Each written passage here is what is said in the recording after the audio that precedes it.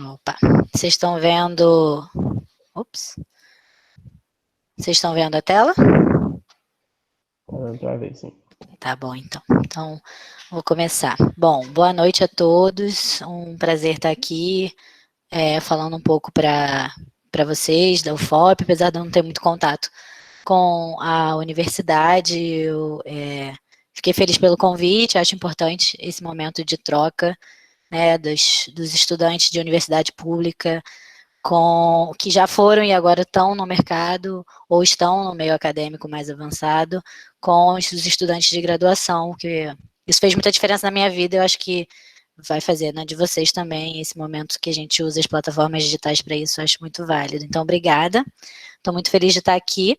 Essa palestra que eu vou apresentar hoje, eu já fiz para o capítulo estudantil da UERJ, tem uma ou duas coisinhas novas, mas eu fiz no dia 10 de julho também, e aí hoje tem essa nova oportunidade para a gente discutir. Bom, eu não sei se foi o Henrique, mas já me apresentaram, né? E só isso mesmo, assim, eu sou geóloga da UERJ e fiz meu caminho pela geofísica no Observatório Nacional.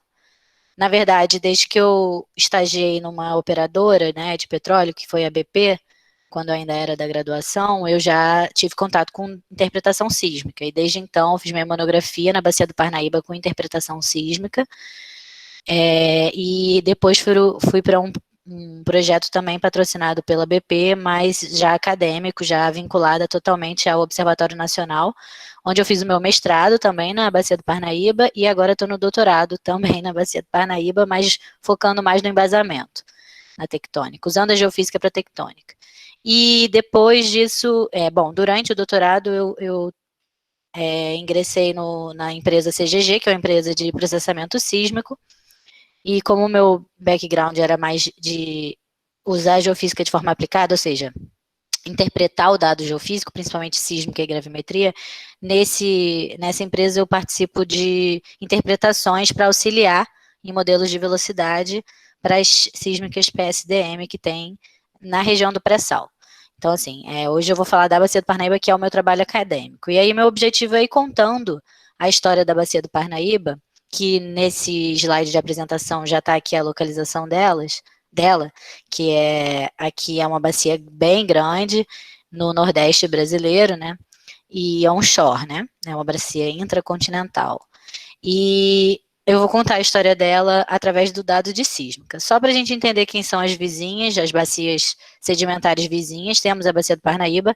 Toda essa parte aqui que vai para offshore faz parte da margem equatorial, né? São bacias que foram desenvolvidas depois da Bacia do Parnaíba, lá na abertura do Oceano Atlântico, né? No Mesozoico, né? No Cretáceo. Temos também vizinha ela, bacias também paleozoicas. A Bacia do Marajó, na verdade, ela é uma bacia que também tem a cidade do Mesozoico, mas embaixo, assim, temos a Bacia do Amazonas, que é uma bacia paleozoica também. Temos outras bacias intracontinentais também, mesozoicas, como do Araripe, mas que também tem evidências de que tem pedacinhos da Bacia do Parnaíba embaixo, ou seja, o que eu quero passar com essa mensagem? A Bacia do Parnaíba ela é muito maior do que ela se apresenta agora, né?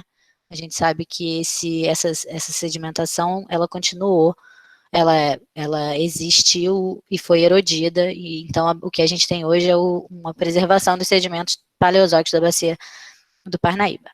Quando a gente vê o dado sísmico da Bacia do Parnaíba, a gente tem basicamente linhas 2D, os dados são 2D. Tem eu acho que em áreas muito específicas tem alguns levantamentos 3D, mas são relacionados mais ao campo. Ou quando não tem 3D, tem essa malha bem fina de dados 2D, né? Que se assemelha a um 3D por ser uma malha regular e fina, mas basicamente a gente tem umas linhas muito antigas, espaçadas, quando tem uma concentração maior de malha regular, nessa porção central, e vocês vão entender que é porque aqui é onde tem a exploração de gás, nessa bacia, que se torna uma bacia atrativa hoje em dia por conta das descobertas de gás nela, mas você tem pedaços dela onde você não tem dados, esses dois dados aqui sísmicos são pré-stack, eu nunca nem consegui ter acesso a eles, são públicos, mas você vê que é muito espaçado. Então, por exemplo, esse pedaço todo sul da Bacia do Parnaíba, em termos de sísmica, é muito desconhecido.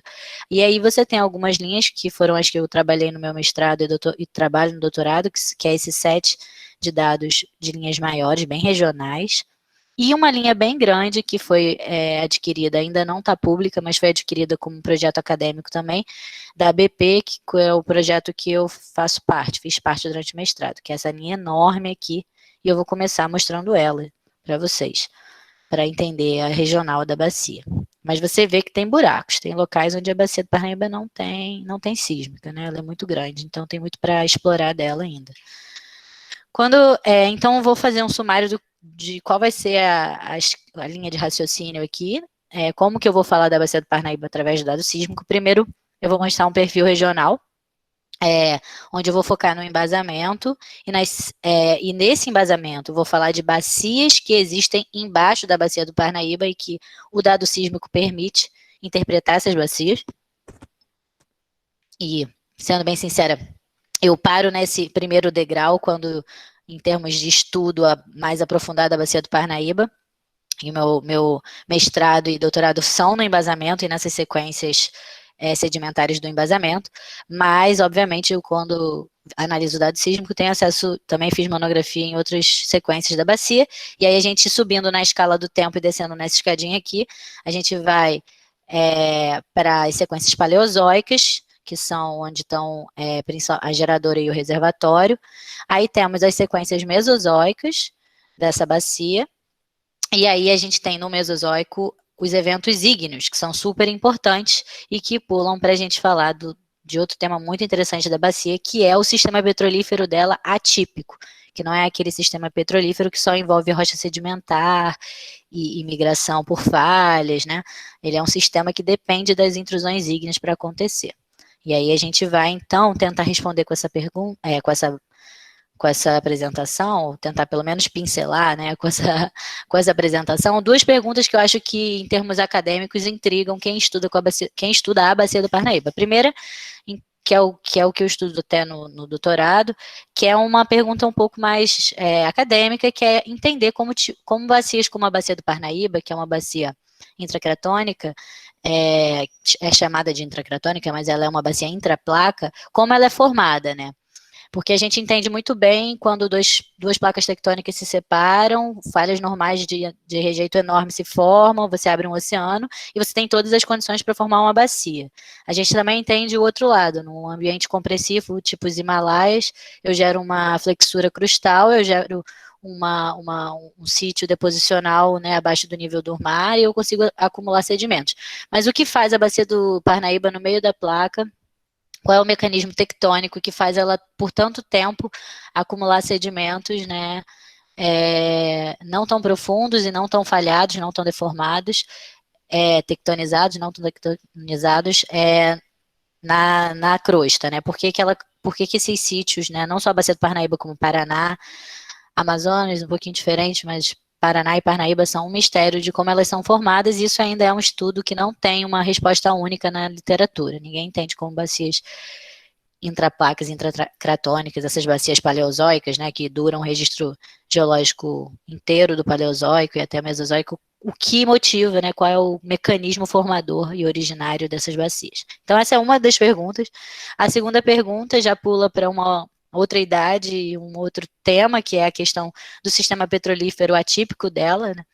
Geralmente é o geofísico, o geólogo, principalmente o geofísico que tem processado dado sísmico, sabe que as ígneas são vilãs, né? Elas são rochas que não têm um bom imageamento sísmico, eu digo, prejudicam a iluminação dos sedimentos que tem abaixo, e nesse caso, e elas também podem ser vilãs do sistema petrolífero em si, mas nesse caso não, elas são as heroínas, né, são que salvam o sistema petrolífero pelo menos até todos os registros de estudos que a gente tem até o momento, né, publicados, elas são as que salvam, as ígneas salvam o sistema petrolífero. Então vamos começar por essa linha regional aqui, que é uma linha muito extensa, né? Se você observar, ela pega desde fora da bacia do Parnaíba, que é a oeste, ou seja, pega o Cráton do Amazonas, passa pela faixa araguaia, entra na bacia do Parnaíba, cruza ela, passa por uma feição enorme que a gente tem aqui, que se chama o lineamento transbrasiliano, e chega na província Borborema, né? Então, é uma linha muito interessante, e ela é uma linha que é muito profunda, ela chega a 60 quilômetros de profundidade. Então, essa aqui é a primeira visada dessa linha, publicada por esses colaboradores dele, colaboradores, em 2014. Ao longo desse perfil, houve um trabalho intenso de geofísica, porque ao longo do mesmo perfil se adquiriu grave, magneto telúrico, refração, se instalaram algumas estações sismográficas. Então, houve um intenso estudo para entender a crosta, principalmente a crosta, né, nessas bacias, para responder aquela pergunta lá, né, entender como é que essas bacias se formam, como é que é o arcabouço dessas bacias intracratônicas, e no caso, usando como laboratório a bacia do Parnaíba. Quando a gente tenta aqui olhar, é importante a gente sempre olhar a escala na sísmica, né, então a gente está aqui de 0 a 60 quilômetros. Só essa casquinha aqui, ó, é que é a bacia do Parnaíba. Tudo que a gente está falando é reflexão intracrustal, né? Não é sedimentar. Quando a gente olha essa interpretação é só uma interpretação manual para reforçar algumas reflexões de mais alta amplitude, mais alta impedância acústica, e aí foi feito à mão por esses autores. O que a gente percebe aqui a gente tem crosta refletiva em todos esses lugares aqui, né, nessas três setas aqui, essa e essa, mas a gente tem uma crosta transparente aqui, a gente não consegue ver. Essa porção aqui, em torno de 40 a 40 quilômetros, mais ou menos, 40 a 45 quilômetros, a gente tem o que foi interpretado como amorro sísmica. O que é amorro? É a descontinuidade entre a crosta e o manto litosférico. Então, a gente acredita que a Morro, ela tem uma profundidade um pouquinho maior aqui no Cráton do Amazonas, tem um arqueamento. Quando chega na faixa araguaia, ela volta a espessar. Aí, infelizmente, a gente perde a resolução aqui. E aí a gente tem um Amorro a mais ou menos 40 quilômetros de profundidade aqui, mais flat, né? E no meio da bacia, na porção centro-leste da bacia do Parnaíba. E aí, quando chega na província Borborema, que já é aqui no leste, você tem um afinamento crustal. Esse afinamento crustal tem outros métodos geofísicos que já assinalaram esse afinamento crustal. E, obviamente, a gente tem que lembrar que, indo mais para cá, a gente se aproxima do litoral, né, onde a gente já sabe que tem um afinamento crustal mesmo, quando migra para o oceano, né. Quando a gente vê a interpretação desses autores, ele coloca o Cráton do Amazonas aqui em rosa, o verde é o manto, né, litosférico. Ele coloca, então, o Cráton do Amazonas em rosa, aqui é a faixa araguaia, com as napes de dois grupos metamórficos que tem aqui, mergulhando em direção ao Cráton, e bem superficiais, né? A falha que ele coloca como sutura entre o que ele está chamando aqui de Parnaíba Block, um bloco crustal Parnaíba, é uma falha bem subvertical, né? Realmente a gente não consegue dizer se é por causa do apagamento da sísmica por falta de qualidade. A gente tem que lembrar que aqui aquele dado sísmico faz uma ombreira, faz uma curva, então pode ser só o problema de aquisição também. Quando a gente começa a vir mais para o centro aqui, a gente tem aqui a Morro, que ele interpreta, e aí a gente tem algo que esse paper trouxe à tona, que é uma reflexão no meio da crosta, que ele chama de Mid-Crust Reflector, que está ali nos 15 quilômetros de profundidade. 20, mais ou menos, na verdade. Depois, a gente entra no Borborema, e a gente vê uma estruturação muito complexa, que já é conhecida, de empurrões de terrenos acrecionários, de falhas, de suturas, mergulhando na direção até do Cráton do Amazonas, né, nesse caso aqui. E aí, aqui, eles identificaram um pequeno rift, que eles chamam de campo maior, e bem, mais ou menos, bem nesse pedaço aqui passa o lineamento transbrasiliano. E eles identificaram algo que poderia ser um outro sedimento aqui pré-Parnaíba também, mas assim, bem sutil. E aí aqui em cima, esse prato amarelo é a bacia do Parnaíba, que muita gente chama de SAG, muito mais pela sua arquitetura, porque o SAG é esse tipo de fase deposicional em que você tem uma flexura térmica, né? Você não gera a subsidência por falha, você gera um abaulamento mesmo, tipo um prato. E só que isso você pode dizer que tem uma fase SAG, por exemplo, no pré-sal. A escala é outra escala. Isso aqui a gente está falando de uma fase SAG que durou, olha, 400 milhões de anos, né? O Paleozoico todo e se você considerar também o Mesozoico, e tem 500 quilômetros quadrados. Então, assim, é o SAG pela arquitetura, mas falta um pouco de entendimento, né? A escala geográfica é outra. Então, é só porque já me fizeram essa pergunta na palestra uma vez, mas SAG, geralmente o pessoal se refere, assim, simplificadamente a essa forma de prato, porque a subsidência ela é termal flexural, ela não tem uma falha controlando, né? Bom, vamos lá. Quando a gente olha essa mesma linha agora, tá? Ela foi transformada para profundidade. Quando a gente olha ela em tempo, esse é o trabalho do pessoal da Bahia, porque essa linha foi um trabalho multidisciplinar, incluiu Bahia, UNB, 3 universidades do Reino Unido, que foi Oxford, Cambridge e Aberdeen, o Observatório Nacional, o UNB, Bahia, meu Deus, o UFRN, eu acho que o UFPE também, não sei se estou esquecendo de mais alguma. Mas, enfim, foi multidisciplinar e cada um trabalhou com uma frente geofísica. E esse pessoal aqui da Bahia trabalhou com processamento sísmico.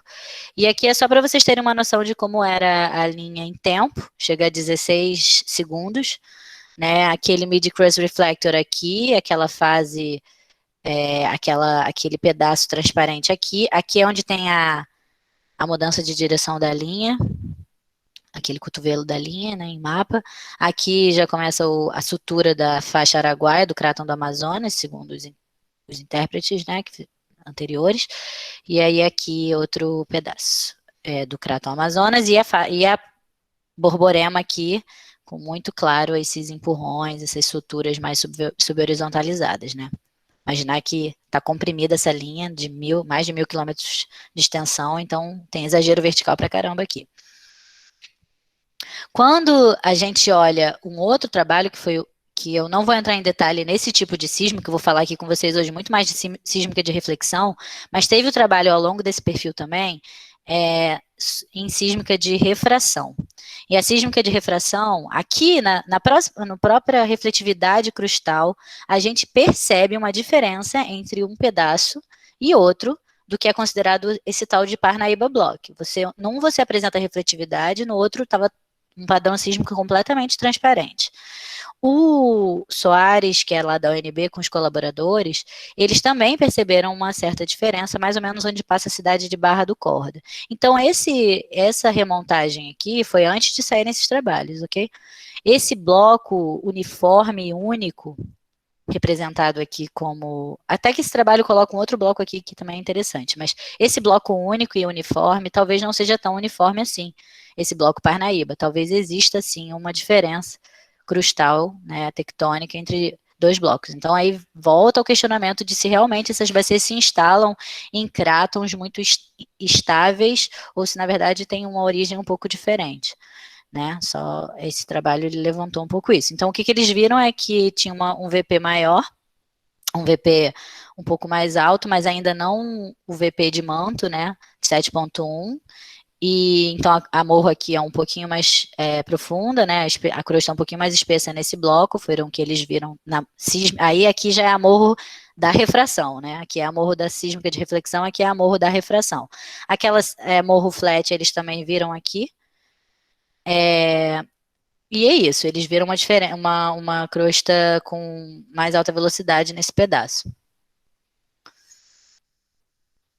Quando agora a gente sobe e vai falar dos sedimentos, a gente não vai mais falar de crosta, vamos falar dos sedimentos da bacia do Parnaíba, ou seja, só dessa casquinha amarela aqui, vamos destrinchar para falar principalmente das bordas da bacia e depois a gente vai entrar na sísmica com mais detalhe.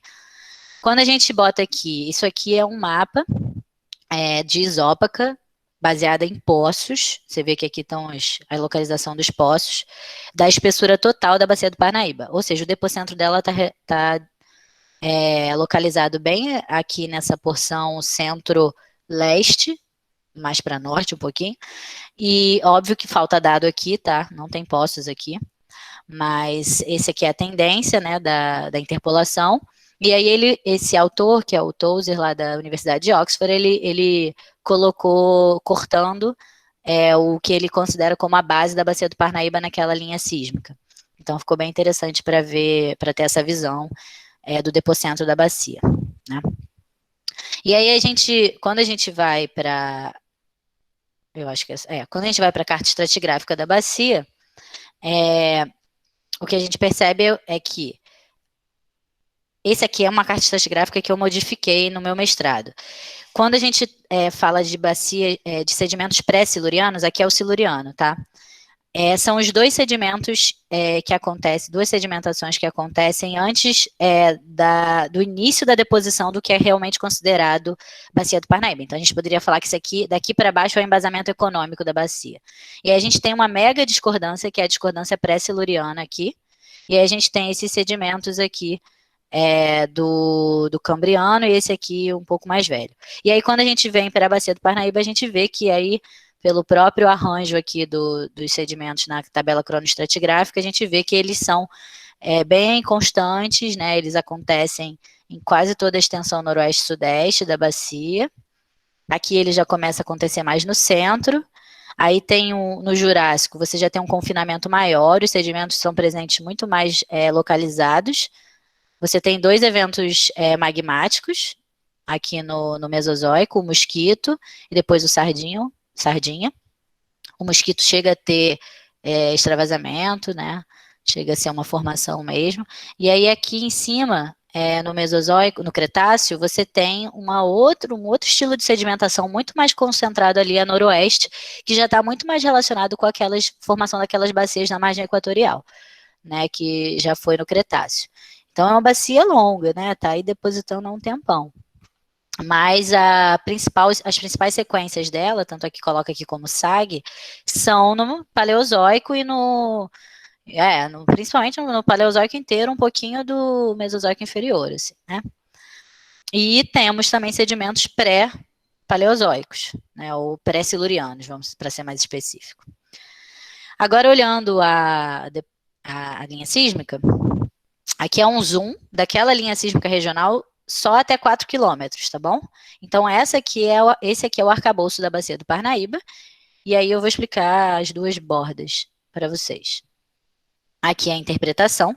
Então, o grupo Serra Grande é o grupo do Siluriano, Devoniano Inferior, assim, né? Depois o grupo Canindé, que inclui a Pimenteiras, Cabeças, e Itaim, Pimenteiras, Cabeças, Poti, que é onde está o sistema petrolífero. Depois você tem aqui o grupo Balsas, que já é numa continentalização maior da bacia, que aí começa a ter uns sedimentos, começa a ter anidrita, começa a ter sedimentos bem relacionados à desertificação que a bacia sofre quando já é um contexto de formação do Pangeia, ou seja, ela está no meião de um mega continente, do maior continente que a gente já teve, que a gente sabe, né? Então, forma-se aqui, né, a sedimentação do grupo Balsas, e aí bem mais restrita, né, você tem esse grupo Grajaú, que é do Cretáceo. Então, o que você percebe é que tem uma migração de depocentro, né, mas acaba que, em soma, a espessura total da bacia, ela é maior nessa porção aqui, né. E aí, o que esses autores interpretaram também? Dois pedacinhos de graben, dois grabens aqui na borda. Aqui é a borda oeste, onde tem Craton do Amazonas e Faixa Araguaia, aqui é a borda leste, onde tem Borborema, ok?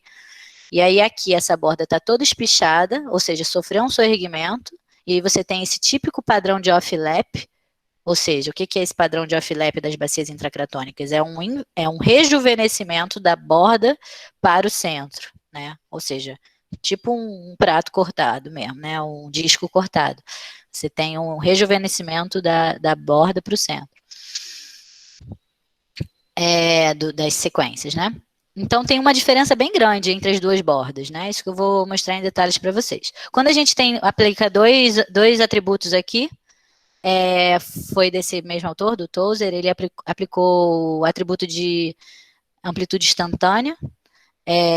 Ele tenta identificar aqui, bom, é muito regional para fazer essas assimilações, mas ele vê umas anomalias e sabendo que há gás nesse pedaço da bacia, ele interpreta como sendo escape de gás, né, aqui em alguns locais. As soleiras, que essas sim, têm alta amplitude e estão em toda parte na bacia, a gente vai falar disso mais à frente. Interpreta algumas falhas do Araguaia, enfim. E aqui é um outro volume em amplitude também, ressalta algumas amplitudes altas. Quando a gente vai para a borda leste da bacia, é interessante dar um zoom para a gente ver esse rejuvenescimento. Esse grupo aqui, Serra Grande, é do Siluriano. O Canindé já é do Devoniano, né? O Devoniano até o Carbonífero.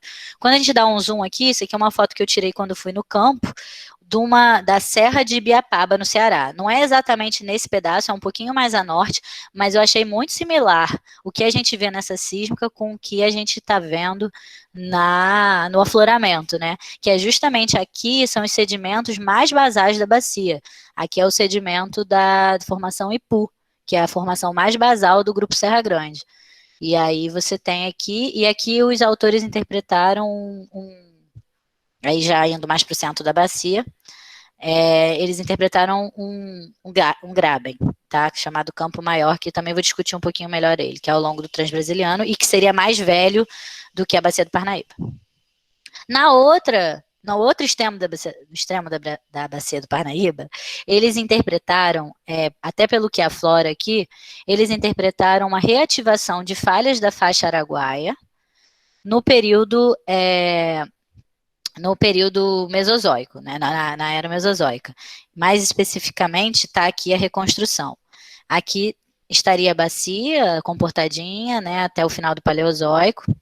E aí você teria primeiro um arqueamento, um soerguimento, uma reativação dessas falhas da sutura da bacia do Parnaíba aqui, né, na borda oeste, onde tem a faixa araguaia, uma reativação com um arqueamento, e esse arqueamento onde você teria isso no Triássico, no Jurássico, até porque ali nessa região você tem sim evidências da intrusão do mosquito, então pode sim haver um arqueamento dessa idade, mas foi a interpretação deles, né? E aí depois, no Albiano, né, já no Cretáceo, você tem um colapso desse arqueamento, que é muito comum também, né, haver colapso, e aí você tem a deposição em cima de sedimentos mais recente da formação Grajaú, que já é o Cretáceo ali da Bacia do Parnaíba. E aí aqui, então eles interpretaram esses dois rifts. E aí aqui você já não vê esse espichamento, aqui desse lado nem aflora o Serra Grande não aflora nesse pedaço da bacia, que é o grupo mais basal. Então é bem diferente um lado do outro aí. Então agora que eu falei do regional, vamos entender um pouquinho a metodologia para entender a identificação de horizontes guias desses três, do embasamento, da sequência paleozoica, mesozoica e das intrusões ígneas. Ou seja, quando abrir uma sísmica do Parnaíba, o que eu preciso reconhecer, né? Então, eu vou dar vários exemplos. Eu vou começar pelo exemplo de uma bacia que tem embaixo da bacia do Parnaíba, tá? É a bacia do Riachão, que foi objeto de estudos do meu mestrado, que é esse survey aqui, da ANP, que é nesse pedaço da bacia, ou seja, abaixo daquela linha regional que eu estava mostrando, mais a sul. Essa linha aqui representa o que eu estou querendo dizer. Essa linha aqui é uma linha bem representativa do marrom aqui, dessa linha marrom aqui, ó, desse horizonte bem subhorizontal. Para cima, para a superfície, é a bacia do Parnaíba, ok? Bem típica, bacia SAG, subhorizontal, bem entediante, sem falha, sem nada. Embaixo tem o que eu interpretei como uma bacia foreland, que é chamada bacia do Riachão. E aí eu vou destrinchar, vou mostrar a metodologia do meu mestrado para vocês aqui. Então, a gente começa da base para o topo. Eu vou começar falando do caráter sísmico do embasamento. existem dois caráteres, sim, nessa linha sísmica, né, que é a 115. Você tem um embasamento com muita refletividade e os horizontes indicam que é um embasamento extremamente deformado. Eu não fiz uma interpretação detalhada desse embasamento, eu interpretei daqui para cima, mas eu reconheço que existem dois tipos de embasamento. Esse muito deformado e aqui um embasamento muito mais transparente, tá? E aí a gente pode falar que frequência baixa, amplitude baixa em relação aos outros, né?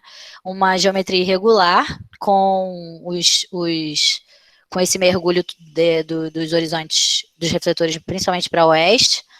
E já nesse aqui de baixa frequência, a gente tem uma geometria caótica. E os dois são o que eu estou chamando de embasamento pré-riachão. E aí a gente entra na sequência mais basal do que eu estou chamando de bacia do riachão, que é essa sequência que tem o topo azul aqui. Ela é uma sequência que nas bordas ela está deformada, a gente vê que ela tem uma falha de empurrão nela aqui, né, um cavalgamento. Mas ela internamente ela tem uma altíssima frequência, alta amplitude, os refletores são bem contínuos, subhorizontais, e uma geometria regular, internamente falando, né? E ela ela não apresenta nenhum crescimento de seção evidente, assim, né? Ela é bem comportada até. Então, ela é a sequência mais basal. O topo dela é caracterizado por uns onlaps da sequência de cima, tá? Principalmente onde ela está arqueada aqui. E a base dela é caracterizada por alguns truncamentos erosivos, uma discordância, né? A base seria a discordância angular do topo e erosiva, provavelmente do topo do embasamento. E esses dois fatores que eu falei, que são as terminações dos horizontes acima e abaixo, são primordiais na hora de fazer análise regional de linha sísmica, né? Interpretação regional. Precisa tentar ver as terminações para fechar um pacote, tá?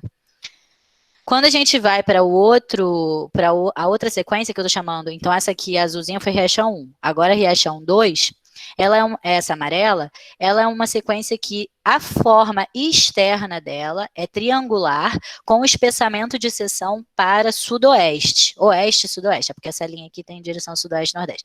Mas para oeste, ok? Porque o trend é norte-sul, então é para oeste o espessamento dela.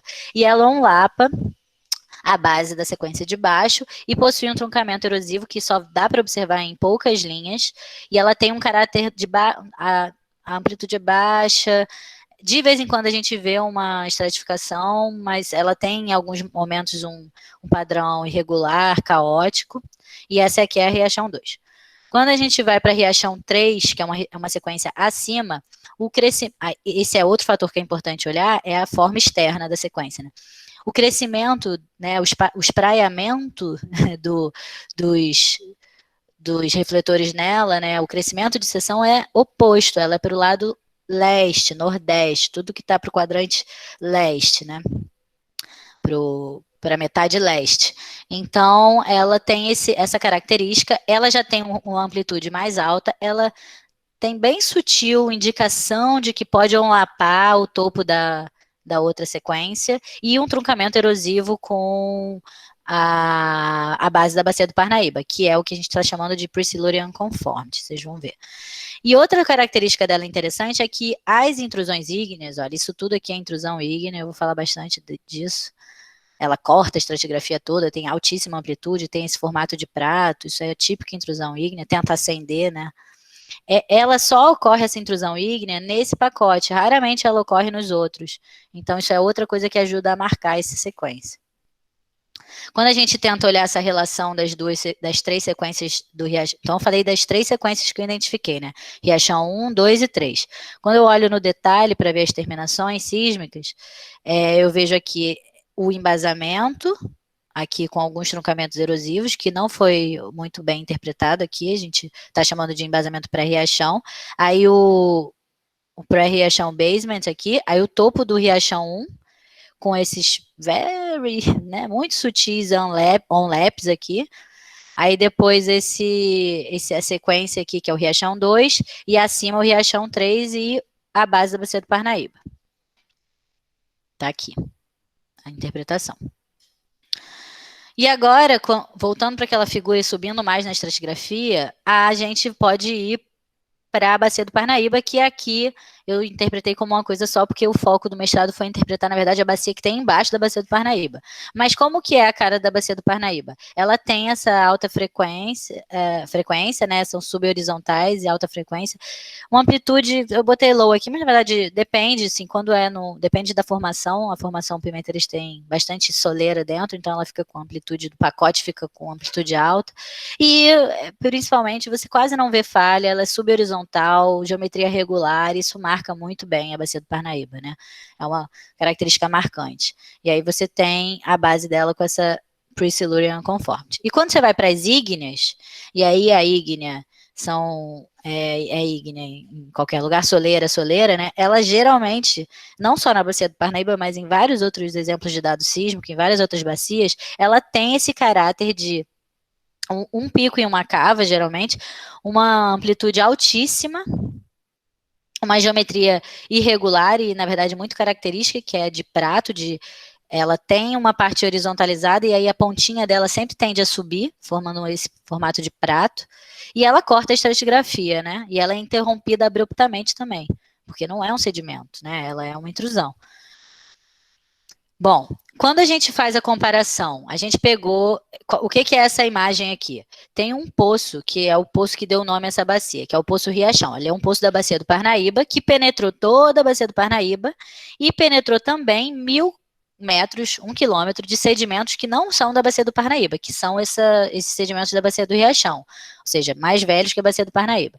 A gente pegou, amarrou o poço à sísmica e vou confessar que na parte rasa não está muito abarrado, porque tem um datum também que corta a porção muito rasa, mas de qualquer maneira a porção que interessa, que é essa porção mais profunda, está bem amarrada aqui, é um corte na sísmica, tá? Onde o poço está, e eu estou fazendo a comparação direta com o perfil litológico do poço e correlacionando com as sequências aqui, tá? Então, o mais importante aqui é a separação entre bacia do Parnaíba fanerozoica, que é essa aqui, e o que eu chamo de bacia do Riachão. A separação entre elas é a Pre-Silurian Conformity, que aqui, nesse detalhe, não é nem muito marcante. Depois, quando você entra aqui no bacia do Riachão, você tem a primeira sequência, que é a Riachão 3, que é aquela laranja, que eu falei para vocês que tinha o diabásio, e tem mesmo, o poço pegou uma soleira de diabásio aqui, ó, e ela está aqui arqueadinha, ó. Depois você penetra toda essa sequência, ela é uma sequência clástica, só tem folhelho, siltito e arenito. Só que aí, justamente na base dessa sequência, na interpretação sísmica, a gente até viu que é na base, o poço parou, o poço interrompeu. E aqui embaixo você teria a Riachão 2 e aquela alta amplitude da sequência Riachão 3 e aquele embasamento que tem um truncamento erosivo na base. E aí esse aqui é o Riachão. Bom, essa aqui é uma linha composta que vai de leste, de oeste, desculpa, de oeste para leste, de oeste para leste. São vários pedacinhos de sísmica que a gente colocou juntos para dar essa impressão de seção regional oeste-leste. E aí o que a gente vê? A interpretação. A gente vê uma crosta bem refletiva aqui desse lado, tá? O cavalgamento que eu falei desse lado aqui, tá? A sequência Riachão 1, desculpa, a sequência Riachão 1 em azul aqui, desculpa, deformada, e um monoclinal, que a gente chama, né? Um monoclinal desse lado aqui, onde a gente também interpretou falha de empurrão. E aí, aqui você tem a Riachão 2, onde o depocentro inicial foi nesse lado, e a Riachão 3, onde teve uma inversão do depocentro. O depocentro foi desse lado aqui, porque o espessamento da sequência está nesse pedaço. E a Riachão 1 teria sido tipo um pré-foreland, ou o que a gente geralmente chama de SAG, porque ela estava depositada e foi deformada por essas falhas que controlaram os dois depocentros. E em cima disso tudo tem a bacia fanerozoica do Parnaíba. E aí aqui é interessante que tem a perfuração de um poço em que tem Parnaíba já direto em cima de um grano de diorito. Não, É isso mesmo, de um gneiss granodiorítico, isso. Que tem uma idade mais ou menos ali do Neoproterozoico, que é a idade ali da faixa araguaia, do evento brasiliano, né? Desculpa, estava aqui já. Quartzo diorito gneiss, né? De 608 milhões de anos. E ele está bem raso. Então, provavelmente, a linha não pegou, porque a linha acaba bem aqui, mas tem uma super falha aqui e o embasamento subindo. Esse embasamento granodiorítico aqui deve acabar. A bacia do Riachão. Tem uma outra interpretação que coloca a bacia do Riachão aqui nesse pedaço também, que está transparente, tá? Que é do Miranda, lá da UFRN. Bom, é interessante que eu interpretei, né, como uma bacia foreland. Mas já houveram, assim, a ANP, quando lançou essas linhas, interpretou tudo com falha normal. E aqui é uma outra linha que eu estou interpretando, né, um rift, uma bacia balizada por falhas reversas, né, o que eu estou interpretando como falha como bacia foreland, mas também podia ser uma bacia do tipo rift que sofreu uma compressão e foi totalmente invertida. Tem um trabalho do Moriarty bem antigo, mas é que uma linha aqui em cima, bem longe dessa, não tão longe, mas longe dessa área, que ele interpretou um rift que foi invertido. Né, foi a interpretação dele, mas infelizmente só tem essa linha nessa qualidade aqui. Então, falei, eu fiz uma apresentação no dia 28 pelo ON, tá no YouTube, se vocês quiserem, que aí eu destrincho mais, mostro a grave, mag, mostro mais dados daqui dessa região e tento defender minha ideia de que é uma bacia foreland associada à formação da faixa araguaia, tá? Então, saindo dessa bacia foreland aqui, do Riachão, indo para outro lugar, a gente tem um outro set de bacias, um outro sistema de bacias que são bacias bem mais estreitas. Vocês vão ver que na sísmica ela é bem diferente dessa aqui que eu mostrei. Essa aqui é bem mais larga, chega a aí uns 100 quilômetros de extensão, aqui já tem que 10 quilômetros de extensão, de largura, né? E ela tá toda, são vários pequenos grabens, eles estão orientados ao longo do lineamento transbrasiliano, que a gente tem evidências de bacias transtensivas, né, que são chamadas também em inglês de pulo à parte, da idade do início do Paleozoico, Câmbrio-Ordoviciano, no Jaibaras, que é a flora bem na bordinha aqui da Bacia do Parnaíba, tem outra aqui chamada de Cocossi. Então, são essas bacias mais estreitas, esses grabens, que podem ter sido formados ao longo dos lineamentos do brasiliano, do evento brasiliano e principalmente ao longo do transbrasiliano, nessa idade Câmbrio-Ordoviciana, um pouco antes da deposição da Bacia do Parnaíba. Então, vamos olhar esses dois círculos aqui, vamos olhar a sísmica aqui para entender o que é. Aqui é o trabalho do Chuba, aqui que eu trabalhei em parceria com ele, para assim, fazer isso aqui é o mestrado dele, e aí ele interpretou essa bacia embaixo da Bacia do Parnaíba. De novo, aqui, olha, as cores aqui nele, a descontinuidade pré-siluriana é essa aqui, amarelinha, tá? Essa aqui. E tudo que tá azul e verde é a Bacia do Parnaíba. E aí embaixo você tem esse rift bem simétrico aqui, esse graben, que é interpretado como esse sistema de bacias pula à parte, ok? E ele conseguiu, não tem poço ainda, mas ele diferenciou duas sequências, três sequências, uma de alta amplitude na base, que pode até ser ígnea do embasamento, né? Na verdade a gente não sabe. Aí em cima uma sequência do tipo 2 e aqui a sequência do tipo 3. E aí em cima é o Parnaíba. Quando a gente olha primeiro olha para esse lado aqui do slide, tá? Esse aqui é o análogo. Quando a gente olha em 3D, né?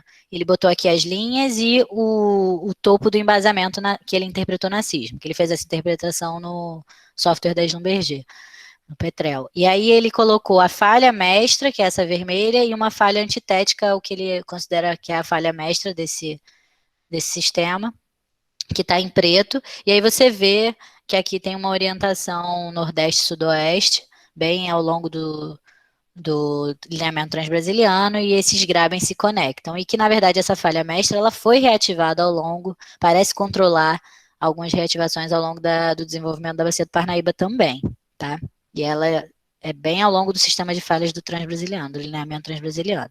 E aqui é em planta. Isso aqui também eu trabalhei na minha monografia, essa área em planta. Então, onde tem cores frias, né, de azul a rosa, você tem os depocentros, são os epocentros desconectados, mas ao longo desse lineamento. E aqui até tem uma virada para leste-oeste aqui, para o lado da província Borborema. Quando a gente vê análogos de locais conhecidamente, assim, que já está bem estabilizado na literatura de que são locais de bacia pula-parte, tipo essa no Texas, você vê o esquema que a gente propõe é bem esse. Ele é uma bacia estreita, geralmente dessa estrutura de flor negativa, né? Você tem as falhas se juntam, né? E formam essa feição bem triangular. E eu acho que é bem análogo ao que a gente está vendo aqui no Parnaíba, embaixo do Parnaíba, nessa região sudeste. Isso aqui já é subindo um pouquinho, é uma interpretação que está. Essas figuras estão lá no paper que eu colaborei com a Assis, da UFRJ. Aqui já tem uma cara um pouquinho mais de graben assimétrico, mas também a gente vê aqui, daqui para cima é a bacia do Parnaíba, e o que a gente percebeu, assim, interpretou e viu em campo também, é que a formação mais basal da bacia do Parnaíba parece ter um espessamento justamente ao longo desses depocentros, porque talvez no momento inicial da deposição da bacia havia um paleo-relevo, um paleo-vale, que acumulou primeiro os sedimentos mais inferiores da bacia do Parnaíba, da formação Ipu. Mas, assim, isso é um trabalho bem preliminar, tá aí para ser discutido e desafiado também, né? Porque não tem um poço que chegue aqui, exatamente nesse local, para ver se isso aqui é formação Ipu, então, né? Fica fácil. Mas a gente vê que tem uma discordância aqui, ó, angular. Pode ser uma ígnea? Pode também. Mas não parece tanto o caráter, entendeu? E aí a gente fez da mesma forma que o Vitor fez, dividiu em diferentes sequências.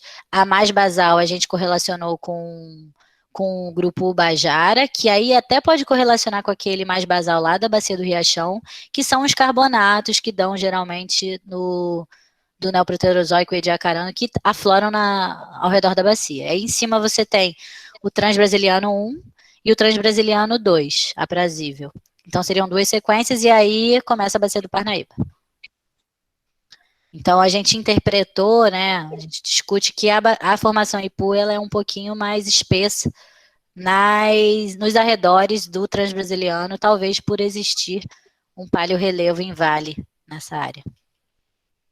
Ou foi um rift ativo no tempo de deposição, mas eu acho que não. E aí, para fechar essa história de embasamento, porque até agora eu só falei de embasamento,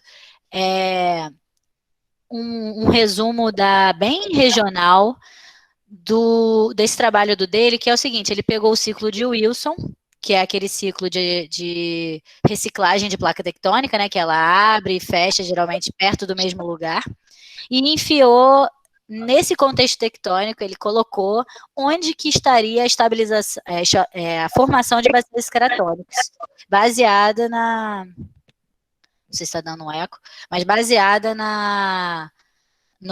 nesse estudo bem interdisciplinar, né, que saiu da Bacia do Parnaíba, que foi ao longo daquele perfil que eu mostrei no início. Então, você teria o rifteamento, o breakup, a separação de continentes, ciclo de Wilson, né? Aí, a formação de um megacontinente, fechamento desse oceano e a formação de um megacontinente, como foi o Gondwana, né? Depois que ele é estabilizado, você gera uma estabilização continental e a formação dessas bacias, porque ele percebeu que quase todas essas bacias elas se formam após a estabilização de um supercontinente, né? E aí é que ele até coloca aqui seria o Transbrasiliano no modelo dele lá, aqui o Borborema, aqui o Craton do Amazonas, a faixa Araguaia, e aqui estaria a Bacia do Parnaíba. A mesma coisa aqui num zoom mais detalhado, né? Aqui a Borborema, com uns riftzinhos ao longo do Transbrasiliano. Aí o bloco Parnaíba, ele coloca a Bacia do Riachão aqui, né? Com a Bacia Foreland aqui no meio. E aí aqui ele coloca a faixa Araguaia e o Craton do Amazonas, a Sutura, a Morro, o Manto, enfim. Esse é o modelo dele. E só esse amarelinho seria a bacia do Parnaíba. Então, ok, né? Mas o que mais que a sísmica mostra na bacia do Parnaíba? Vamos sair dessa região aqui, das bordas e de falar do embasamento, para ir para o centro da bacia, né? Só não posso deixar de comentar que essa linha, já mostrei a linha 107, essa aqui ela está em tempo, né? Você vê que ela está mais espichada, assim, tem uma geometria um pouco diferente. E aí ela, aqui é só para vocês verem o que a gente está chamando de sedimento pré-siluriano, que é embaixo da bacia do Parnaíba, né? Tem o embasamento, aí tem a sequência pré-siluriana, que é aquele bacia pula à parte. Aí a sequência é eldevoniana, siluriana é eldevoniana, é o grupo Serra Grande. Aí a sequência devoniana é o carbonífero, o canindé. E aí aqui parece que essa falha do Transbrasiliano controlou soergueu esse pedaço, essa ombreira aqui, tá vendo? Parece que houve um soerguimento, um arqueamento, e essa discordância pode ter sido ali no mesocarbonífero. Pode até ter sido mais posterior, mas pelo afloramento, aqui é Poti, que é a flora, e aí aqui já começa a ser Piauí, que é essa sequência do grupo Balsas, mesocarbonífero. Então, pode ter havido, sim, um controle tectônico, uma reativação dessa falha bem sutil aqui nessa porção sudeste da bacia, onde passa o Transbrasiliano. Tá? Mas vamos para o centro da bacia, vamos para essa área que tem sísmica. Né? Eu falei daqui, ó, do Riachão, falei daqui das linhas que tem aqui, que tem um Transbrasiliano, falei dessa linha regional, mas falando mais na crosta. Agora vamos ver esses dados no centro. Quando você vê, né, até injusto, todos os poços, os blocos, os campos, o gás, está tudo aqui. Então é óbvio que tem mais dado aqui, né? Sísmica não é um dado barato, então tem mais dado aqui mesmo, nessa porção central. Antes de ir para o centro, eu vou falar um pouco de um... Vocês vão ver muito na literatura antiga, tinha um pessoal que dividia a bacia do Parnaíba chamava de província e dividia, falava que bacia do Parnaíba era só o que era do Paleozoico. E aí tem a bacia de Alpercatas, que era do Juro Triássico, que ela se concentraria mais aqui nessa porção norte, central aqui, e que seria um arco que foi colapsado, né? E foi tipo um rift. E aí eu acho que é daí que o Daly interpretou uns riftzinhos dessa idade aqui, né? Um arco com um rift. E aí depois a bacia do Grajaú, ou seja, o Cretáceo, ele na verdade, lá para o norte, ele tem uma discordância angular. Então o que realmente tem a cara bem de bacia intracratônica na bacia do Parnaíba, nela como um todo, realmente o Paleozoico. Então o tchan dela é a parte paleozoica, essa parte cretácea já é uma outra história também. Eu vou mostrar uma linha sísmica aqui. Aqui você tem uma interpretação do Caputo, né, mostrar essa discordância do Cretáceo. E aí aqui é uma linha, olha onde aqui a gente está. A gente foi lá para o norte, eu pulei o centro e fui lá para o norte da bacia. É uma linha pequena, bem no norte, mas que eu acho que mostra bem que a bacia, que tem uma discordância angular entre o Cretáceo e os sedimentos do Paleozoico, né? Principalmente o Cretáceo e o que tem abaixo do Cretáceo, que acho que pega um pouco do Triássico aqui também. E aí aqui você vê que tem uma discordância angular forte, né? E aqui seria a sequência Cretácica e aqui seria a sequência Paleozoica, né? Isso em direção ao norte, o Cretáceo espessa, né? Formando essa tal bacia do Grajaú, que eu esqueci de mencionar ali. E aí, aqui eu botei de última hora, esse local aqui é bem na borda. É interessante, eu tinha falado que a bacia do Parnaíba é maior do que ela se apresenta, e é mesmo, porque ela está embaixo, tem sequência paleozoica do Parnaíba embaixo da bacia do Barreirinhas, que é uma bacia que abriu na evolução da margem equatorial, né? Que se formou ali. E aí é interessante que tem essas linhas estão em tempo, não são de melhor qualidade, eu apliquei, tá até com um filtro TecVA aqui, mas é um preview público do site de Outpost. E aí aqui você vê que tem um arqueamento, olha. E aqui a bacia de Barreirinhas. A bacia de Barreirinhas inclui esses sedimentos do Cretáceo, Codó e tal, assim. Tem uma certa correlação. E aí, esse anticlinal aqui é onde passa, é onde está o limite norte. Então, pode ser que o limite norte da bacia do Parnaíba foi todo antes da abertura do Atlântico foi todo deformado, tem essa compressão, né? Mas assim, isso é uma interpretação bem singela, assim, não foi publicada, nada, só uma interpretação aqui para essa apresentação. Só para mostrar, aqui tem um alto de Tutóia, tem um pedaço compressivo da bacia de Barreirinhas, e que parece que embaixo, pode até ser ígneo isso aqui, mas não está com tanta cara. Embaixo parece que tem sedimento da bacia do Parnaíba, sim, porque nessa parte onshore tem sedimento da bacia do Parnaíba do Devoniano embaixo. Então pode sim ser um anticlinal que foi colapsado depois com o desenvolvimento da bacia de Barreirinhas, tá? Só um parênteses que a bacia do Parnaíba para norte ainda é um mistério também, porque ó, não tem dado sísmico, a gente só consegue talvez ver ela se tivesse um poço para confirmar, aqui onde começa a ter dado sísmico da bacia de Barreirinhas, porque aqui falta, ó. Tá? Aí aqui é só para entender que a gente está nesse pedaço aqui, tem o arco férreo Urbano Santos, que é um alto da parte norte, mas a linha sísmica eu acho que não pega ele, acho que não sei, né? Nessa reconstrução, pelo menos não. Eu acho que o que a gente está vendo nessa linha oeste-leste aqui é esse arco de Tutóia aqui, tá vendo? Que é essa parte compressiva da bacia de Barreirinhas, parte onshore. Lá na outra linha, ó, tinha a quebra da plataforma. Mas aqui a gente já está indo para outro assunto. Vamos voltar para o centro da bacia do Parnaíba. Indo para o centrão, como bom centrão, é chato, né? A sísmica na bacia do Parnaíba é meio chata. Não tem muita coisa para interpretar de falha, né? Para quem gosta de falha, de estrutural. Ela é tudo bem subhorizontal, monótono, né? Aqui é um exemplo de uma linha, mas ela tem algumas coisas interessantes, e são interessantes mesmo, porque também são responsáveis pelo sistema petrolífero. Por exemplo, aqui, eu acredito, isso aqui pode ser tem cara de ser uma bela de uma soleira bem grande, talvez como ela está bem rasa, ela mostra esse caráter, pode até ser sedimentar, mas eu não tenho poço aqui para saber, mas ela tem esse formato saucer shaped, pode ser da formação mosquito, que acontece sim, aqui no centro da bacia. A gente tem outro marcador guia, outro guia importante da parte central da bacia do Parnaíba. São as anidritas, são as anidritas. Essa anidrita aí é por causa dessa desertificação, essa continentalização que sofreu ali no Permiano, da formação Pedra de Fogo, é um guia sim. E você tem esses pequenos anticlinais, são super importantes, vocês vão ver por quê. E essas altas amplitudes que geralmente indicam que são soleiras, tá? E esses anticlinais podem ser trapas, e aqui pode ser a formação Poti. Vou explicar isso um pouco melhor. Então, ela é bem monótona, tirando as ígneas. As ígneas deixam a sísmica um pouco mais interessante. Esse aqui é um trabalho do pessoal da Petrobras, super interessante, do Trosdorff, do Marinho. E eles fizeram um trabalho bem detalhista, assim, para explicar como é que são as ígneas na bacia do Parnaíba. Esse exemplo aqui é uma inversão acústica que eles fizeram na sísmica, nessa linha sísmica aqui.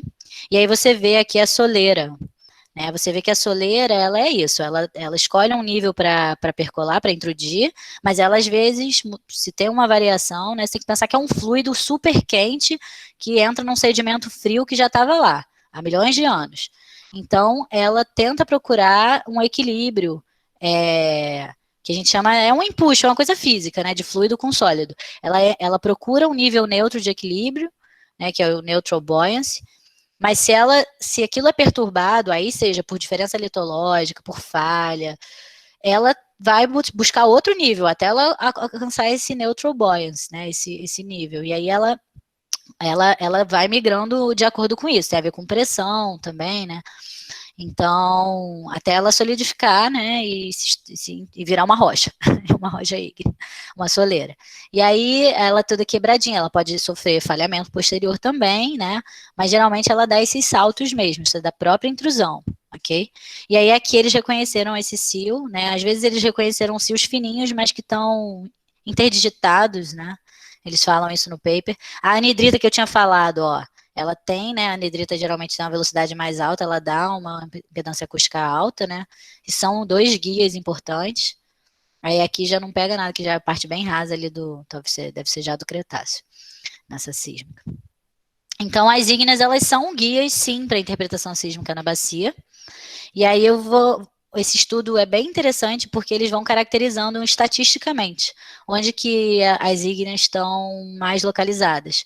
Por exemplo, quais são as rochas hospedeiras em maior proporção? Em quais níveis estratigráficos acontecem em maior proporção as rochas ígneas? Na bacia do Parnaíba. Os pelitos, nos pelitos, né, nas rochas pelíticas, ou seja, folhelhos e siltitos, que são rochas físseis, né, tem fissilidade. Ela gera essas plaquinhas, né, quando você vem em afloramento. Então, ela tem uma facilidade para... Elas são mais físseis, conseguem intrudir melhor, né, essas soleiras. E aí é 53%. E quem é a espessura, a maior espessura de pelito na bacia? É a formação pimenteiras, que, no caso, tem bastante matéria orgânica, tem matéria orgânica e é a geradora do sistema. E aí, ela intrude também em contatos litológicos, 25%, e às vezes em arenitos também, mas é em 21%. E quais são esses contatos litológicos, né? Temos muito esses três sistemas aqui, que é folhelho, reservatório. Isso, geralmente, quando apresenta o sistema petrolífero, a gente apresenta assim, né? Geradora, reservatório. Aí tem o sistema da base para o topo, né? O Tianguá Jaicós, o Pimenteiras Cabeça e o Longá Poti, que são esses contatos entre folhelho pelítico e arenítico, né? E mais clássico, com mais arenito. Então, é comum achar nesses contatos. Então, isso tudo serve como guia para a interpretação sísmica, né? E aí você também tem aqui um estudo de espessura. O que ele viu é que menos de 25 de rochas ígneas, né, soleiras ígneas com espessura menor que 25 metros, totalizam 107, 41% das intrusões da bacia nos poços que eles analisaram, né? E com espessura maior que 200, só 2%. E aí você tem uma distribuição bem regular, até nessa variação entre 25 e 200 metros de espessura. Rochas ígneas muito finas, geralmente a gente não pode não detectar na sísmica, por causa da resolução vertical do dado sísmico, né? Então, acho que a gente pega mais na sísmica essas rochas de 100 a 200 metros de espessura, ok? Aqui é um trabalho que eu fiz na minha monografia, que foi só o critério para, alguns critérios para avaliar, né, a sísmica, a anomalia de amplitude, a continuidade do refletor, que geralmente termina abruptamente. Então, a amplitude aqui, eu só pintei as altas amplitudes, tanto em valor absoluto mesmo, alto, né. Aí aqui mostra que tem um poço floriano, que aqui é na parte sudeste, que pegou uma soleira e mostra justamente essa alta amplitude aqui. E ela geralmente tem um aspecto discordante em relação às reflexões. Ela discorda ou quando tem uma falha, ou quando ela muda de nível, vai para uma areia, por exemplo, sai do folhelho onde ela está bem contínua e sobe para uma areia, então isso também ajuda a guiar. Tem umas limitações também, né? A gente tem coisas ruins sobre a sísmica. A gente perde resolução sísmica abaixo das soleiras se elas forem muito espessas. É difícil identificar a terminação dela. É difícil ver os diques alimentadores, isso eu vou comentar também, né, porque é muito subvertical para a sísmica, isso não é uma feição legal de identificar. E a impossibilidade de determinar o topo e base também, né, o topo e base dessas camadas, quando ela vai se afinando, se confunde, né, tem aquele efeito tuning também, você não consegue saber topo e base, a não ser que ela seja bem espessa. Aqui é um exemplo de um poço... É uma figura... Esse poço foi um dos poços descobridores, para vocês verem como é que é a sísmica lá. Esses vermelhinhos são as soleiras, é só para mostrar que essa aqui é a formação pimenteira. Geralmente tem soleiras de diabásio bem contínuas dentro dessa formação, que é de folhelhos. E o estudo do René Rodrigues, já comprovado por outros autores também, desde 1995, ele fala que não teve subsidência suficiente nessa bacia para gerar, para a geradora gerar. Então, foi o contato com a rocha ígnea, com o calor da rocha ígnea, que possibilitou o calor para a formação pimenteiras gerar. Né? Ele faz alguns estudos para comprovar isso. Enfim, segundo esses autores é isso. Né? Bom, eu vou passar aqui. Essa aqui é uma linha bem regional. Ela é uma linha que foi publicada pelo Miranda, esse trabalho é para falar do sistema petrolífero, ela é uma linha que pega a bacia do Riachão, só que ele interpretou de uma forma bem diferente da minha, né? Ele botou umas falhas normais, e ele observou uma coisa interessante, que em cima da bacia do Riachão, a bacia do Parnaíba sofreu um arqueamento, uma inversão, talvez. Mas assim, vamos focar no objetivo do trabalho do Miranda, que era falar sobre a trapa, porque eu falei que as soleiras são importantes para o sistema petrolífero. Eu acabei de falar que ela é importante para a formação pimenteiras, que é essa azul aqui. Olha quanta soleira tem nela. Ela é o que dá o calor para geração. Mas as soleiras também formam as trapas. E a trapa é justamente esse formato anômalo aqui, ó, que fecha e sela as areias que tem acima da geradora, que no caso aqui é da formação Poti. E ela dá esse formato muito doido que eu vou explicar um pouquinho para vocês. Antes de falar sobre o formato, só vou lembrar que existem 2 eventos magmáticos. Então, existe também uma divergência quanto às idades. Eu acho que precisa de estudos mais aprofundados para entender as idades. Tem dois picos, assim. Tem a da formação mosquito. Na carta estratigráfica já tem 2 formações, que é a mosquito e a sardinha, né? Só que existe um range de idades maior, perto na formação mosquito, entre 271 a 209 milhões de anos, mais ou menos. E também na formação sardinha, tem algumas datações, né, que já jogam para o El-Cretáceo. Então, aqui está no Jurássico, Juro-Cretáceo, e aqui vai para o El-Cretáceo. Então, tem uma diferença de tempo também. E também, espacialmente, os afloramentos da formação sardinha dão muito mais aqui a Nordeste. Só que eu acho que tem alguns estudos que já atualizaram um pouco isso, ok? Pode ser que já tem alguns estudos que já atualizaram melhor essa distribuição de idades.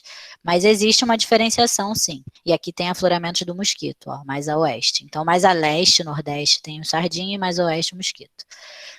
E aí é interessante aqui olhar essa soleira aqui, esse aqui é da minha monografia também, que eu trabalhei com a geometria das soleiras. Tem um afloramento de sardinha aqui e tem uma linha sísmica passando em cima, ok? E aí a gente vê aqui, ó, que tem uma soleira, que só seu shaped seal, e aí tem um salto de soleira e ela aflora aqui. Exatamente pela sísmica você vê, olha aqui o zoom. E nesse atributo de pintar as amplitudes altas dá para ver, né? Provavelmente isso aqui é uma soleira que foi subindo o nível estratigráfico e aqui já é o datum, né? Já é o afloramento.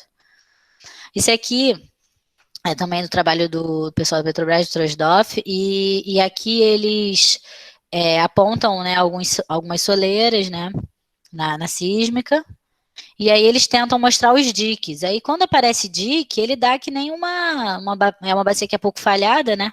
Ele dá que nem uma falhazinha subvertical, dá esse padrão de gaivota, né? Tem outros autores que já falaram isso, esse padrão de gaivota aqui que mostra esse sil. Então é difícil mesmo ver o sil alimentador na sísmica, sabe? Aí aqui esse padrão da soleira se desconectar, subir e voltar para o nível dela, olha. E alguns diques. E aqui. Bom, quando a gente vai falar dos padrões geométricos das soleiras, a gente tem um padrão muito clássico, que é esse tal de Saucer Shaped Seal. Isso aqui o pessoal lá no Mar do Norte trabalha muito com isso. Isso aqui, ok, a gente vê isso na Bacia do Parnaíba, ó. A gente está vendo aqui, né, esse formato de prato, olha aqui, ó. Ela vai, intrude e sobe, né, igual um prato mesmo, que é esse vermelho aqui. Mas a gente também observa na Bacia do Parnaíba um outro formato, que é um formato que é como se eu pegasse esse prato e invertesse, botasse de cabeça para baixo. Fica igual um chapéu coco, né?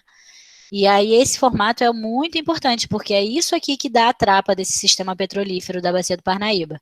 Então você tem a ascensão, a transgressão da soleira, e aí ela forma esse formato. Agora, ela dá esse formato. Agora, como isso é formado, se são várias soleiras que se interconectam e aí se fecham, ou se é uma soleira só que sobe e desce, um pulso de intrusão só que sobe e desce, isso está em aberto. Eu vou mostrar aqui, tem um paper que discute isso, que é esse slide aqui. Então, a gente está falando dessa trapa, a gente está falando dessa estrutura, tá? Uma vez que não tem muita estruturação na bacia para você formar, você tem alguns anticlinais, mas não são tão relevantes. Então, essa aqui é a aposta na trapa da bacia. E aí, aqui, você tem esses 2 modelos. Ou é vários diques alimentadores e aí as soleiras, elas se conectaram, né? Que aí a amalgamation desse limb amalgamation aqui. Ou e você tem uma soleira, um dique alimentador, uma soleira, ela vai, aqui tem 2 níveis de neutral buoyancy, lembra que eu falei do nível onde ela fica bem equilibrada, né? E aí ela tenta alcançar esse nível de neutral buoyancy, não equilibrou, e aí volta para o nível anterior. Então, são duas especulações, 2 modelos, tá? Para formar o mesmo tipo de estrutura. Numa você precisaria de vários diques alimentadores, nessa bastaria um.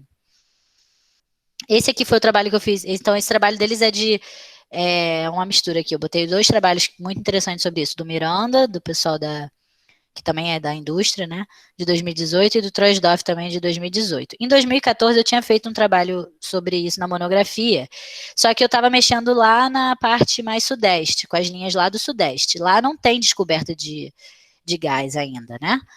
Assim, não ainda muito bem revelado, até onde eu sei, pelo menos. Mas lá tem bastante soleira, sim, só que elas estão mais concentradas no siluriano, nesse sistema Tianguá-Jaicós aqui, Itaim, talvez também. E lá eu já tinha observado, aqui aquela sequência pré-siluriana tem uma falha aqui, né, que vem lá do embasamento, e pode ela até controlar essa formação dessa soleira aqui, dessa subida de soleira, mas também tem outros locais onde você não vê tão nitidamente essa falha, e aí a soleira sobe, pode ser que ela se conecte, pode até ter uma falhinha aqui, mas ela se conecte com outra soleira. E aí aqui também outras soleiras, né, rosa e roxo aqui também super interconectadas, e aí aqui pode ser só um anticlinal pré-existente que a soleira aproveitou também, ou ela formou um anticlinal durante a intrusão, também tem essas dúvidas. E aqui é o análogo que na época a ANP lançou quando tentou, né, quando vendeu os blocos, justamente já colocando aqui a soleira como trapa, na formação poti e na formação cabeças. E aí aqui, para resumir, é muito interessante, né? Aqui estão as descobertas de gás, né? Um esquemazinho. Então, aqui temos a formação Pimenteiras, que tem um monte de intrusão, então ela gerou, teve calor para gerar. E aí a gente tem essa estruturação da soleira, tá? E aí, em duas dessas trapas, desse selo com trapa de soleira, né? O cio é o cio, o cio com 2 L's é o selo. Então, ele forma. Aqui teve descoberta de gás, aqui teve, mas aqui não teve. Um dos motivos talvez seja porque essa soleira ela pode ser toda falhada, né? Toda fraturada também e não ter selado nada. Então, também tem esse risco. E aí é interessante porque eles pegaram uma soleira, eles chamam de dolerito, né? Diabase, enfim, são rochas muito similares. E botaram o topo dela num mapa. E aí você vê que as cores quentes aonde estão shallow, e aqui estão os contornos dos campos do Parque dos Gaviões. E justamente onde você tem altos de soleiras, essa tal dessa estrutura chapéu de coco, ó, em vermelho, é justamente onde tem os campos, né? Então é muito interessante isso. E é bem aqui na porção centro-norte da bacia. E aí aqui é um dos últimos slides, juro que já está acabando, aqui é um modelo que ele dá um resumão, mas eu só quero fazer 3 pontos aqui para vocês entenderem, que eu falei que elas produzem o calor, né, elas intrudem na formação pimenteiras e elas dão o calor necessário para a geração de gás, já que essa bacia ela chega a 3 km de profundidade só, ela não teve subsidência termal, pressão e calor geotérmico, né, suficiente para gerar, só por subsidência e pressão, sim, pelas ígneas. Então, elas formam as trapas, né, nesse tipo de modelo de dolerito, de sil aqui, né? E aí isso pode envolver, como a soleira vai intrudindo em qualquer lugar, né? Isso pode envolver a formação potia, que tem mais resultados, e cabeças também tem resultado, mas pode também pegar pedaços da formação Piauí, longar, e aí eles também colocam como possibilidade os anticlinais que existem na formação cabeças também. E aí as ígneas, elas também ajudaram a criar rotas de migração, porque elas também têm a elas associadas fraturas, numa bacia que é pouco estruturada, né, com pouca estruturação, são muito importantes, criar falhas, criar caminhos de migração, que aí eles colocam como essas falhas aqui, com essas fraturas bem subverticais, tá? Então, tentei meio que responder aquelas 2 perguntas do início. Falei de 2 temas bem diferentes, mas da mesma bacia, né? Como é o embasamento da bacia do Parnaíba e como que ela é formada. Essa dúvida continua, eu estudo isso um pouco no doutorado e eu acho que tem muita gente que estuda isso. como uma resposta única para entender a formação de bacia intracratônica, né? No caso, a Parnaíba pode ser um laboratório para fazer esse estudo, e o sistema petrolífero atípico delas, né? Que eu expliquei com um pouco mais de detalhes. Então é isso. Obrigada. Espero não ter passado extremamente o tempo. E é isso. Isso aqui é uma foto lá no campo, na bacia do Parnaíba. Formação IPU. Tranquilo. A gente que agradece, Amanda. E caso alguém tenha alguma dúvida, pode ficar à vontade para Achar abrir o vocês. áudio ou mandar no chat. Olha, a Karen Leopoldino, ela fez alguns comentários, ela teve que sair, mas ela fez alguns comentários. A Karen, que vai ser nossa palestrante da semana que vem, ela falou que participou da aquisição dessa linha lá no começo da apresentação que você fez, e mais outros estudantes da UFC. Essa aqui. E também falou que fez um trabalho com um magneto telúrico bem na borda do Parnaíba, contornando o Transbrasiliano, e falou que é possível observar também essas bacias ao longo do LT. LT, nesse caso, eu não entendi se ela quis dizer É lineamento limite ou... transbrasiliano. Não, lineamento transbrasiliano deve ser. Ah, Que são essas perfeito. bacias, né, que eu mostrei que tem aqui, né? Tem mesmo. Então ela viu com magneto telúrico. Interessante, vou falar com ela. Tem a Flora Solon, a Nina. O pessoal do Observatório Nacional trabalha bastante com magneto telúrico também.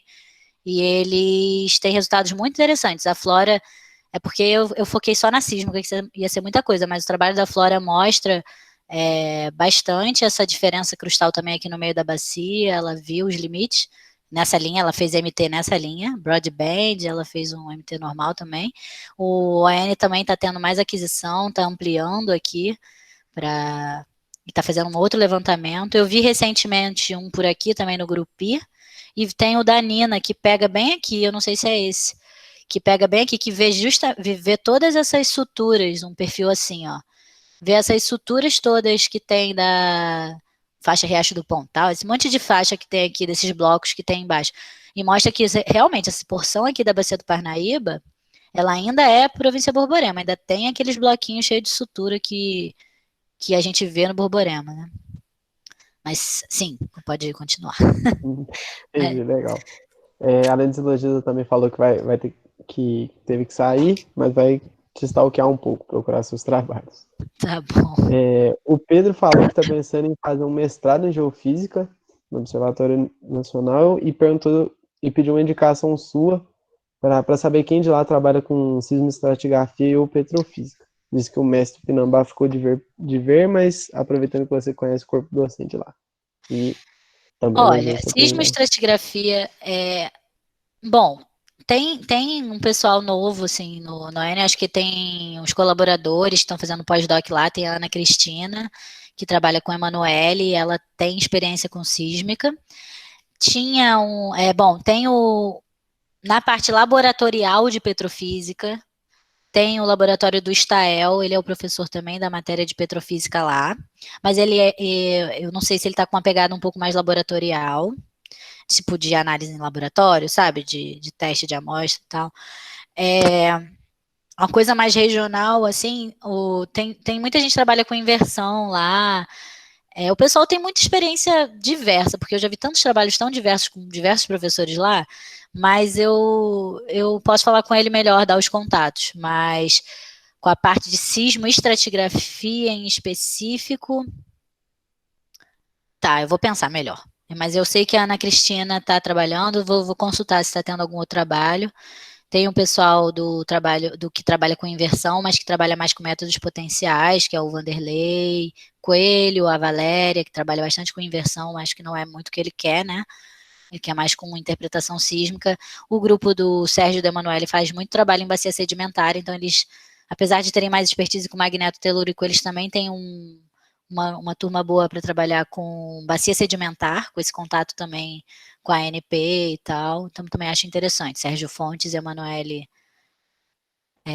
Laterra. E a Ana Cristina tá em colaboração lá também. Coelho. Se eu lembrar de mais alguém, eu falo, tá?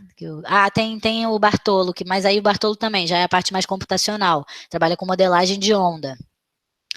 Então já é uma coisa, não sei se ele é geólogo, quer trabalhar mais com a parte aplicada. pode ser interessante para fazer alguns testes mais de modelagem de onda, de processamento sísmico, que também é um professor bem bacana.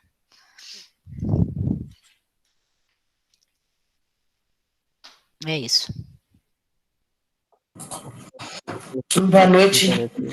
Tudo bem, Amanda? Professor aqui da... Tudo bem.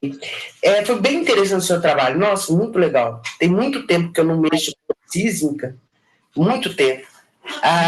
Eu trabalhei com o pessoal daqui da Fundação Corsex, um projeto da Petrobras, aqui junto com a UFOP, e nós trabalhamos na margem equatorial brasileira, saindo lá de Potiguar até Cassiporé. Pegamos foram um total de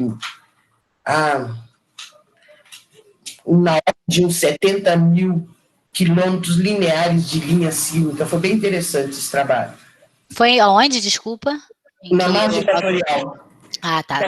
De Potiguar até Cassiporé. Isso na finalzinho de... Foi em 99 isso. Tem pouquinho de tempo só. Mas interessante. Mas isso uma área bem complexa, a margem equatorial. Tem muita coisa para descobrir ainda. Aí depois teve um projeto também que a gente pegou um pouquinho a bacia de Parnaíba, que foi do Rifts do Norte, que como que foi a ruptura, né? Que começa em Marajó e depois volta.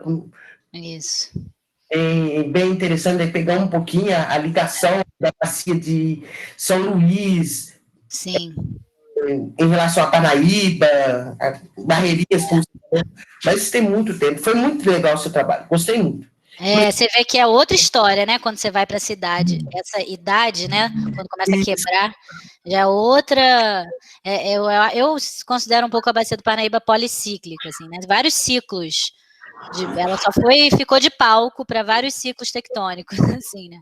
E aí esse do Mesozoico, desses rifts que se formam na margem norte, margem equatorial, é outra história, que também tem muita gente estudando isso. Assim, na UFRJ, eu sei que tem gente estudando, muita gente estuda o Grajaú, o Codó, né? Bem polêmica essa parte também. Não é minha praia, não. Obrigada. Parabéns. Obrigada. Amanda, Maria Silva é nossa orientadora, ela que aguenta a gente. Valeu, Maria. Obrigado pelo convite pela pela oportunidade. Amanda, além dos diversos elogios para a sua palestra, realmente foi muito boa, didática. A Paola perguntou por que o embasamento do Parnaíba ainda é interpretado como um bloco único e não por diversos blocos, como já foi proposto. Então, deixa sair o paper do meu doutorado. Não, mas eu tô falando, mas eu tô brincando, assim, quando a gente vem aqui para os trabalhos, é porque esse trabalho é muito regional, né, esse aqui do Brito Neves e do Fouque. Tem um do Cordani, que foi uma atualização, Cordani e colaboradores, que é uma atualização, que ele já coloca 3 blocos, tá, gente? Assim, já tem não teve um destrinchamento, mas eu diria que um dos motivos é a falta de dado. Agora que começou a sair os dados, eu acho que é agora que vão sair os trabalhos Saiu muita coisa de 2010, vou dizer de 2014 para cá, depois da saída dessa linha aqui, saiu muita coisa da UNB, do Soares, dessa turma, assim, vai sair dado do ON aí de MT. Eu pretendo falar sobre isso no meu, integrar, tudo isso que eu falei eu estou querendo integrar para contar a história tectônica, né, essa bacia Forland, essa bacia aqui, mas assim, já tinham alguns indícios de que tinha um bloco aqui a sul, tem um outro bloco aqui a norte, e tem esse bloco que aqui nesse esquema até já está, que é o Granja, né, que é o que cola aqui com o Ed Coreaú, né, esse pedaço do Borborema, me fugiu o nome agora, me desculpa.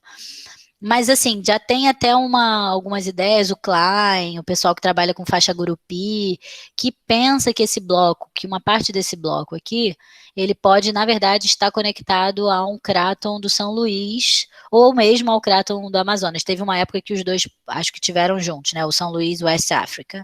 e o Amazonas. De qualquer maneira, de que essa bacia, de que esse bloco aqui estaria muito mais ligado aos blocos que estão do lado do domínio amazônico, e o transbrasiliano que seria uma sutura para formar o Gondwana, né? Eu pretendo fazer uma palestra sobre isso quando eu tiver já publicado alguma coisa, né? O trabalho do Cachito, também do pessoal da FMG, está trabalhando bastante com isso, ele atualizou bastante o desenvolvimento do Gondwana nesse pedaço, do oeste do Gondwana nesse pedaço, agora saiu um paper dele de 2020 agora, também bem interessante. Eu tenho essa palestra que eu discuto isso um pouco lá do Observatório Nacional, do capítulo estudantil deles, acho que dá para achar no YouTube. Mas é isso, eu acho que a gente está aí para usar a geofísica para ajudar a gente, porque tem 3 quilômetros de sedimento em cima desse embasamento, então não tem jeito, é só com a geofísica.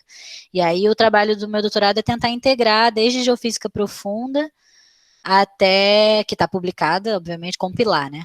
E usar essa sísmica, essas interpretações sísmicas. Mas eu acho que não é um bloco único só, e eu acho que, na verdade, aqui, ó, onde está o Paraná?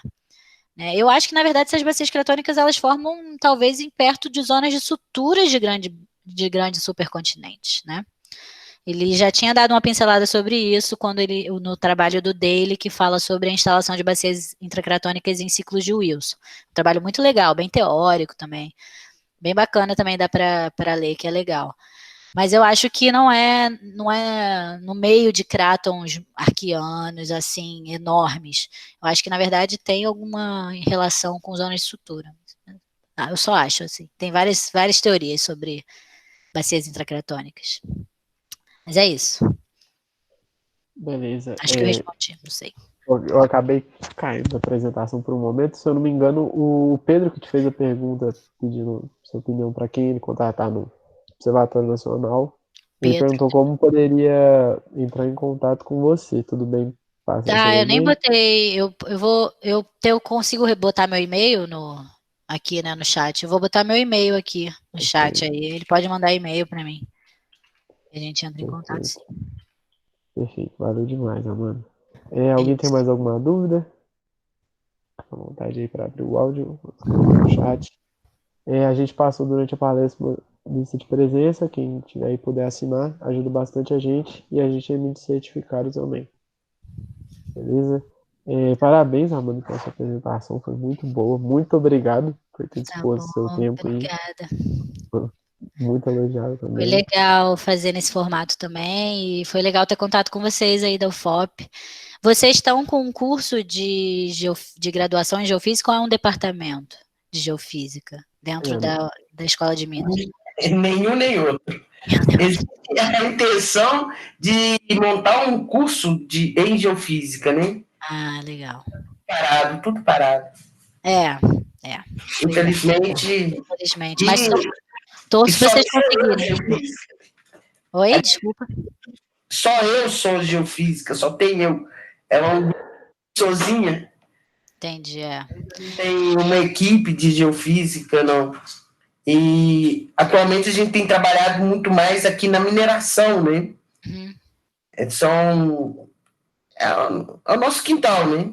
Claro, a parte da UFOP, muito forte na mineração, realmente. Exatamente. E a geofísica é muito importante para a mineração também, né?